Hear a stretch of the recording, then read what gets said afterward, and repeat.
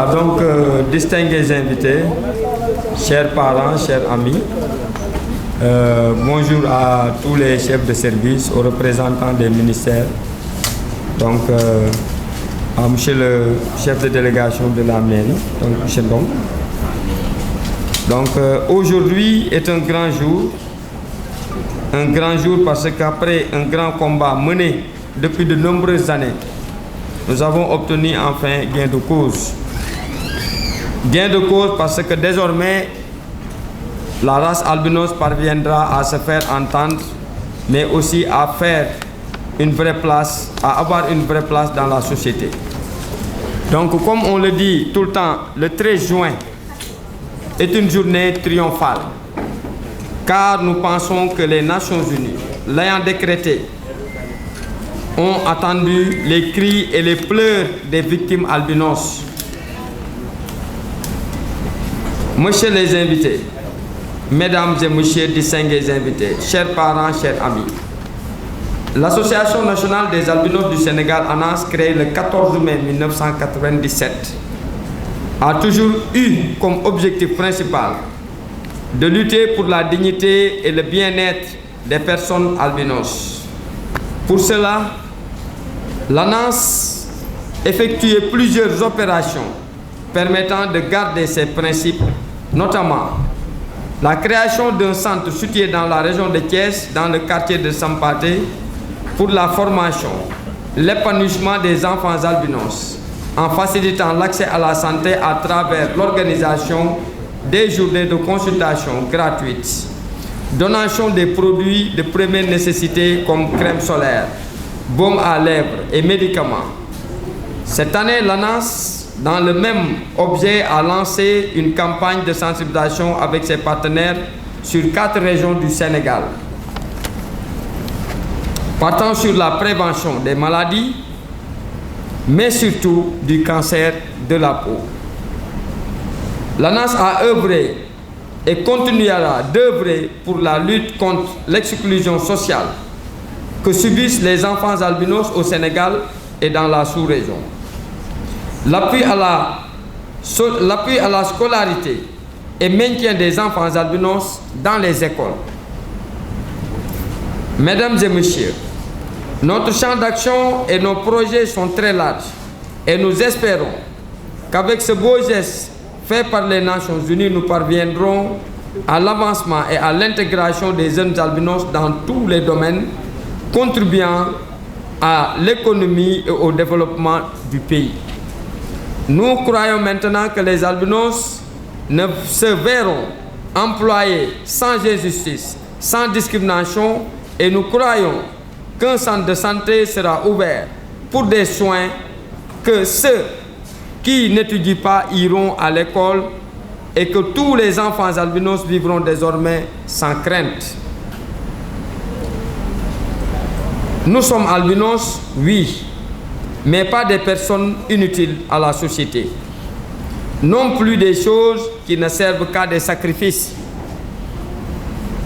malsains et autres. À cela nous disons non à la discrimination, non au sacrifice des albinos, non aux injustices sociales, non au massacre et assassinat des albinos, non à la mutilation des organes d'albinos, non à la mendicité, au mauvais traitement, non aux mythes et croyances absurdes sur la personne des albinos. Enfin, chers parents, chers invités,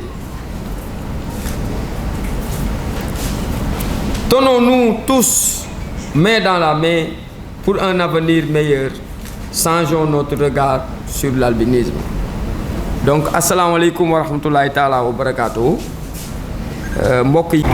Voilà, donc distingués invités, chers parents, chers amis, bonjour à tous les chefs de service, aux représentants des ministères, donc à monsieur le chef de délégation de la mairie, donc monsieur Dom. Donc aujourd'hui est un grand jour parce qu'après un grand combat mené depuis de nombreuses années, nous avons obtenu enfin gain de cause. Gain de cause parce que désormais, la race albinos parviendra à se faire entendre, mais aussi à faire une vraie place, à avoir une vraie place dans la société. Donc, comme on le dit tout le temps, le 13 juin est une journée triomphale, car nous pensons que les Nations Unies, l'ayant décrété, ont attendu les cris et les pleurs des victimes albinos. Messieurs les invités, mesdames et messieurs distingués invités, chers parents, chers amis, l'Association nationale des albinos du Sénégal, ANAS, créée le 14 mai 1997, a toujours eu comme objectif principal de lutter pour la dignité et le bien-être des personnes albinos. Pour cela, l'ANAS effectuait plusieurs opérations permettant de garder ses principes, notamment la création d'un centre situé dans la région de Thiès, dans le quartier de Sampaté, pour la formation, l'épanouissement des enfants albinos, en facilitant l'accès à la santé à travers l'organisation des journées de consultation gratuites, donation des produits de première nécessité comme crème solaire, baume à lèvres et médicaments. Cette année, l'ANAS, dans le même objet, a lancé une campagne de sensibilisation avec ses partenaires sur 4 régions du Sénégal, partant sur la prévention des maladies, mais surtout du cancer de la peau. L'ANAS a œuvré et continuera d'œuvrer pour la lutte contre l'exclusion sociale que subissent les enfants albinos au Sénégal et dans la sous-région. L'appui à la scolarité et maintien des enfants albinos dans les écoles. Mesdames et messieurs, notre champ d'action et nos projets sont très larges et nous espérons qu'avec ce beau geste fait par les Nations Unies, nous parviendrons à l'avancement et à l'intégration des jeunes albinos dans tous les domaines, contribuant à l'économie et au développement du pays. Nous croyons maintenant que les albinos ne se verront employés sans injustice, sans discrimination, et nous croyons qu'un centre de santé sera ouvert pour des soins, que ceux qui n'étudient pas iront à l'école et que tous les enfants albinos vivront désormais sans crainte. Nous sommes albinos, oui, mais pas des personnes inutiles à la société. Non plus des choses qui ne servent qu'à des sacrifices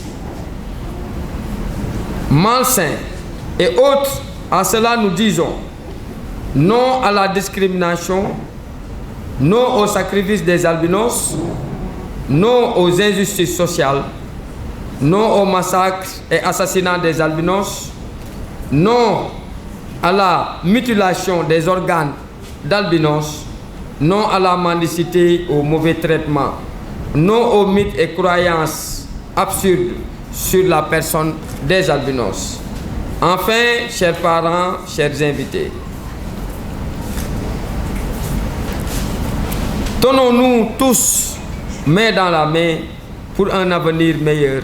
Changeons notre regard sur l'albinisme. Donc, assalamu alaikum wa rahmatullahi ta'ala wa barakatuh. Des albinos du Sénégal, mesdames et messieurs les conseillers et représentants des institutions nationales, monsieur le représentant du maire de la ville de Thiès, mesdames, messieurs les directeurs généraux, mesdames et messieurs les directeurs et chefs de services nationaux, mesdames et messieurs les représentants des organismes internationaux de coopération, monsieur le représentant de la Fédération sénégalaise des associations de personnes handicapées, mesdames et messieurs les représentants des ONG et OCB, mesdames et messieurs les représentants de la presse, honorables invités en vos rangs, titres et qualités. Mesdames et messieurs, c'est pour moi un honneur et un grand plaisir d'être parmi vous ce lundi 13 juin 2022 pour commémorer au nom de Madame le ministre de la Santé et de l'Action sociale, dans la communion et le partage, la journée internationale de sensibilisation à l'albinisme, qui est un déficit qui est défini médicalement comme un ensemble d'affections génétiques liées à une anomalie de biosynthèse de la mélanine, qui est un pigment qui intervient dans la fabrication de la peau, des cheveux, de l'iris, de la rétine et de l'oreille interne. Cette déficience organique, localisée le plus souvent au niveau des fonctions de la peau et de ses structures connexes, fait des personnes affectées par l'albinisme une catégorie de handicap reconnue au Sénégal. Sur le plan institutionnel, la célébration de cette journée est une recommandation du Conseil des droits de l'homme des Nations Unies, qui a fait l'objet de la résolution 2610 du 26 juin 2014. La dite recommandation a ensuite été rappelée par l'Assemblée générale des Nations Unies dans sa résolution 69-170 du 18 décembre 2014, par laquelle cet organe a décidé de proclamer le 13 juin date officielle de cette journée avec prise d'effet à partir de 2015. Cette année, pour la 8e fois consécutive au Sénégal, l'Association nationale des albinos du Sénégal a pris l'initiative d'organiser la journée à Thiès sous la supervision et le concours de l'État, et sous le thème « L'albinisme en question, quelles solutions pour les albinos ?» C'est le lieu de féliciter à l'occasion de cette journée tous les responsables d'organisations affectées par l'albinisme qui n'ont ménagé aucun effort pour la réussite de cette importante journée. Je félicite également les organisateurs pour la pertinence du format des activités qui met l'accent sur le plaidoyer, la sensibilisation des communautés sur la question de l'albinisme. En effet, selon le recensement général de la population et de l'habitat de 2002, les albinos représentent 0,7% de la population, soit donc 1093. Donc ça, c'est depuis 2002. Le recensement général de la population de 2013 n'a pas pris en compte la catégorie des albinos du fait que la méthode de recensement employée en son temps ne prenait pas en compte le handicap lié à la déficience de la peau. L'application rigoureuse de l'instrument de mesure de handicap validé en 2016 va certainement contribuer à une meilleure prise en compte des albinos lors du recensement de la population prévu l'année prochaine. Ainsi, convient-il de mentionner que dans le cadre de la gestion de la carte d'égalité des chances, un système d'information et de gestion a été mis en place à la Direction générale de l'action sociale et a permis le recensement de plus de 347 albinos à ce jour, donc 347 albinos qui ont donc dans le système de la carte d'égalité des chances. Mesdames, Messieurs, honorables invités, en vue d'améliorer les conditions de vie des personnes handicapées, l'État a mis en œuvre des politiques publiques inclusives et sensibles à la question de l'albinisme. Sous ce registre, de 2012 à 2021, le Programme national de réadaptation à base communautaire a financé en faveur des personnes handicapées près de 272 608 projets socio-économiques, individuels et collectifs dans plusieurs domaines relatifs à l'éducation, la formation, la communication, les secours, les subventions, l'appareillage, les soins porteurs et les projets économiques. Aussi, à ce jour, l'État a produit 69 289 cartes d'égalité de chance. Parmi les bénéficiaires de la carte, on dénombre plus de 347 albinos. dans le cadre du suivi des directives présidentielles. 24 827 personnes handicapées ont été enrôlées dans les mutuelles de santé sous la supervision de l'Agence de la couverture maladie universelle. Et 25 614 personnes handicapées ont obtenu donc la bourse de sécurité familiale. D'autres réalisations importantes en faveur des albinos sont également dignes d'être mentionnées. Aux subventions annuelles aux différentes associations de personnes handicapées, mais aussi un appui annuel en crème solaire. Toujours au plan médical, sur le plan de la réadaptation fonctionnelle, une réflexion est en cours avec la PNA et Val d'Afrique pour intégrer la crème solaire dans la commande publique des médicaments essentiels. Mesdames, Messieurs, distingués invités, je ne saurais conclure sans féliciter les membres du comité d'organisation de cette 8e édition de la journée dédiée à l'albinisme, désormais intégrée dans l'agenda républicain de notre pays. Aussi, convient-il de dire que nous accordons une attention particulière aux conclusions qui émaneront donc de cette de la table ronde et qui sans doute vont nous aider à améliorer les stratégies d'intervention en faveur des personnes handicapées et spécifiquement en faveur donc des albinos. Je terminerai par remercier tous de votre aimable attention et déclare l'ouverture officielle des activités de la 8e édition de la Journée internationale de sensibilisation à l'albinisme. Je vous remercie.